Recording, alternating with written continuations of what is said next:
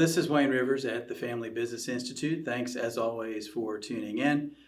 Please click on our social media icons, and we always welcome your comments in the section below. Today, I want to talk about the value of pre-mortems. Pre-mortem as contrasted with post-mortem. And this idea actually comes from one of our members, Chris Williams from Williams Construction in Pryor, Oklahoma. So, Chris, I told you that you were going to be, your idea about the red team was going to come up in a future blog. So here it is. Okay, so why is this important? Why are we talking about this crazy idea of pre-mortem? Well, we've all had projects, initiatives, things that some failed dramatically and catastrophically, some just didn't meet our expectations. And as human beings, what do we do when things go wrong? We kind of review what went wrong and try to figure out why, and then put things in place so that we don't repeat our mistakes. That's what smart business people do.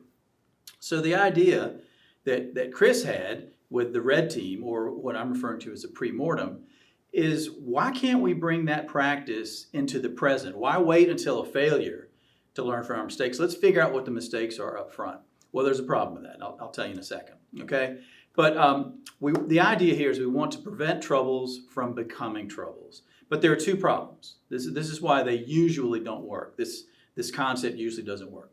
The first is that senior leaders are overconfident. And I know I've been a victim of this. I mean, you know, we've been through the slings and arrows, and we've always managed to overcome our challenges. And we've done this before. This ain't our first rodeo, as we say. And we just have confidence that we're going to somehow figure out how to muddle through these things. So that's the first problem. The second problem is cultural. And in many organizations, many of our client organizations, it's not psychologically safe to bring up problems. If you think about construction firms historically, maybe not today as much, but historically, they've been kind of butt-kicking kind of organizations. When you screw up, golly, you hear about it. You hear about it really clearly. And there's not a lot of warm pats on the back, attaboy, you did a good job. You know, they're more butt kickers than back patters.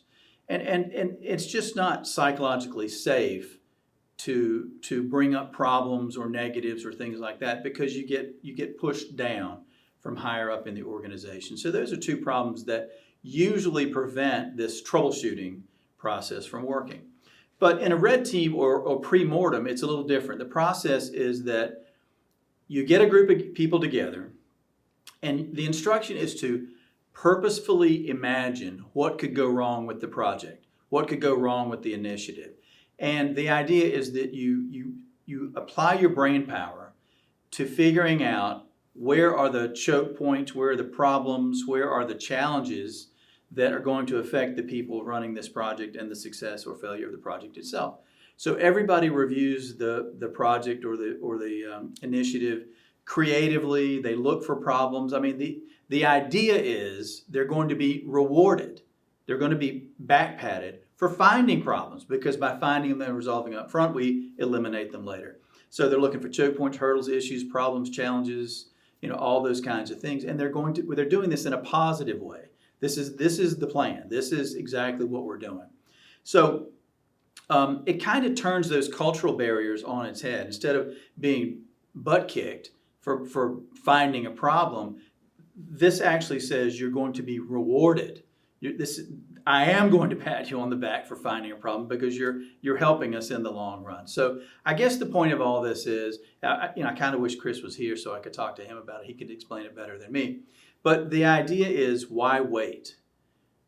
Put a process in place to identify problems now so that you don't have to deal with them later. So I'd like to hear what you have to say about that, what processes you have in place. This is Wayne Rivers at the Family Business Institute. Thank you.